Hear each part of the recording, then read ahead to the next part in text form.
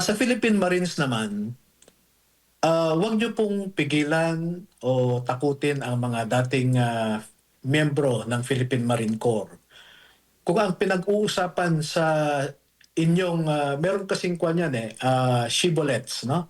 Ng Philippine Army. Ang isa dyan ay katungkulan, no? Duty. Ano ba ang duty ng isang Philippine Marines? 'Di ba protektahan ang ating bayan, no? To be loyal to the country, to be loyal to the people. Ang ginagawa po ng mga nag-execute ng affidavit nila, no higher than what you call duty or loyalty. Ginagawa po nila ang ang katungkulan nila bilang Pilipino at dating mga sundalo. Wag niyo po silang sabihin na wag niyong sabihin na wala silang pinapanindigan o prinsipyo dahil kabaliktaran po 'yan.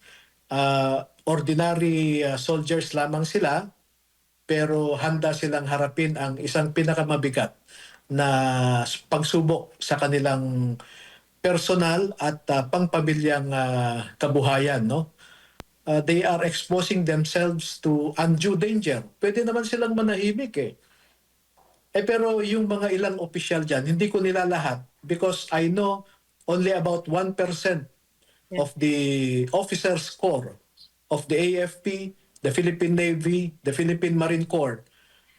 Mga 1% lang kayo dyan na walang paninindigan. Karamihan meron.